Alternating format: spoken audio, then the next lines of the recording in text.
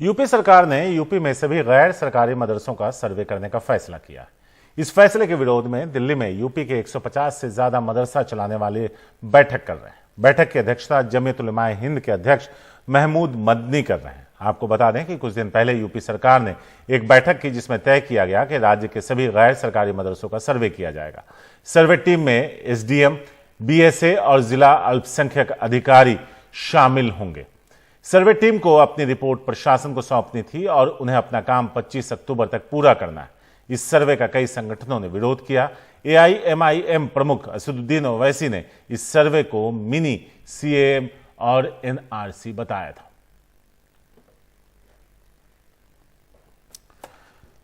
सौरभ शुक्ला है हमारे साथ इस बारे में ज्यादा बात करने के लिए। सौरभ, दो सवाल हैं जो आपस में जुड़े हुए हैं। पहला, इस सर्वे की जरूरत क्यों है? क्योंकि ये गैर सरकारी मदरसे हैं जिसको कोई किसी तरह का अनुदान सरकार नहीं देती।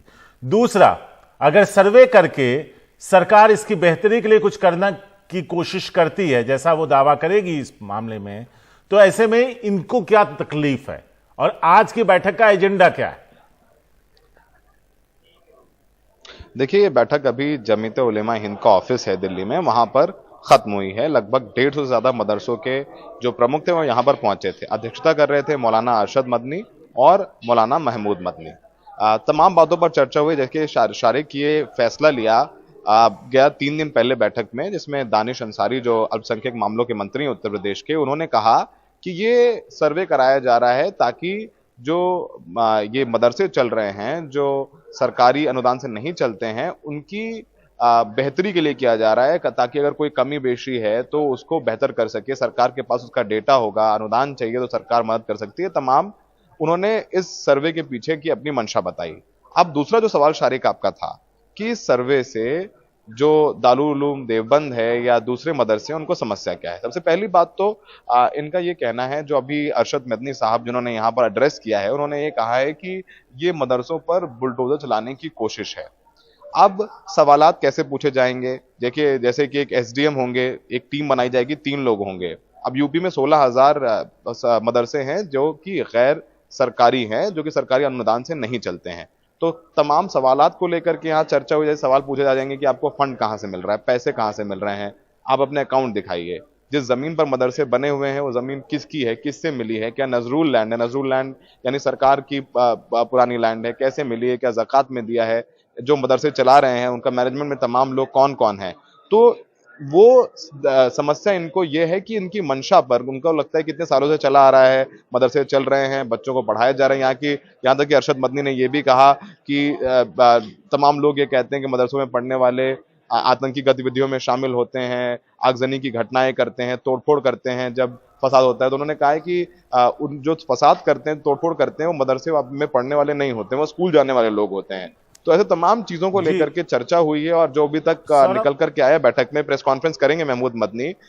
आखिरी बात शारिक कि 24 तारीख को सहारनपुर में जो दारुल उलूम का ऑफिस है वहां पर बड़ी बैठक होगी। लेकिन शारिक देखिए, ये जब सर्वे शुरू होगा तो ये राष्ट्रीय नहीं अंतरराष्ट्रीय खबर बनने वाली है, क्योंकि मदरसों को लगता है कि उनको बंद करने की कोशिश कर रही है यूपी सरकार, और उनकी फंडिंग कहां से आ रही है इसको लेकर के क्या तार जोड़ सकते हैं, क्या उनको डिफेम करने की कोशिश है। ऐसे तमाम सवालात हैं जो इन मदरसे संचालकों के जहन में है और उसी को लेकर के ये बैठक चल रही है। और उनका कहा है कि जानकारी देने के लिए पीछे नहीं हटेंगे, इस सर्वे में भाग लेंगे, लेकिन लोकतांत्रिक दायरे में रहकर इसका विरोध भी करेंगे। सौरभ, अगर ये जानकारी आपके पास हो तो जरूर शेयर कीजिए कि यूपी में सरकार से अनुदान लेने वाले मदरसे कितने हैं और उनकी हालत क्या है, क्या उन टीचर्स को सैलरी जाती है, क्या उनकी स्थिति बेहतर हुई? क्योंकि दावा यह किया जा रहा है कि हम आपकी बेहतरी के लिए कर रहे हैं, तो जिनको आप अनुदान देते हैं, जो मान्यता प्राप्त हैं, उनकी स्थिति क्या है?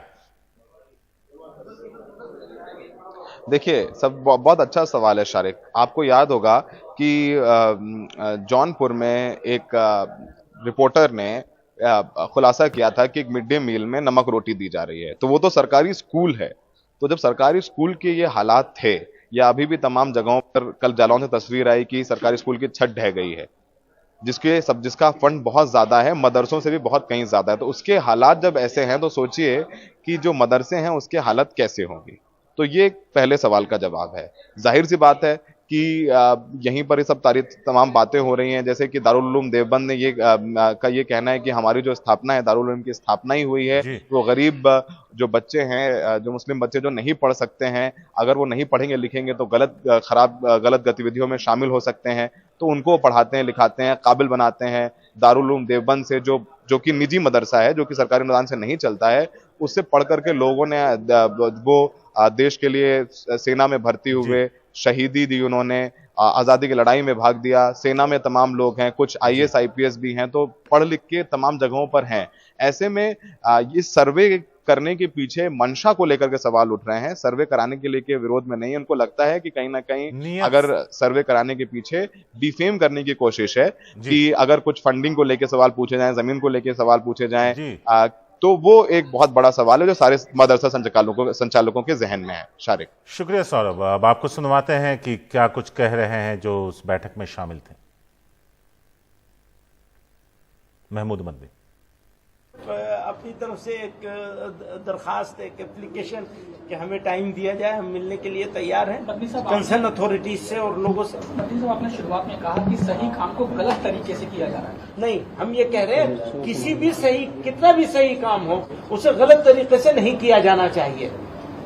डाउट क्रिएट किए बगैर बातचीत के तो हमेशा कोई भी चीज को हमेशा सही करने की, और सही है तो और अच्छा करने की हमेशा गुंजाइश है। आपका कंसर्न क्या है, मतलब किस बात को लेकर शिकायत है? जो सरकार को कौन सी बात को लेकर कहना चाहिए, बात करनी चाहिए।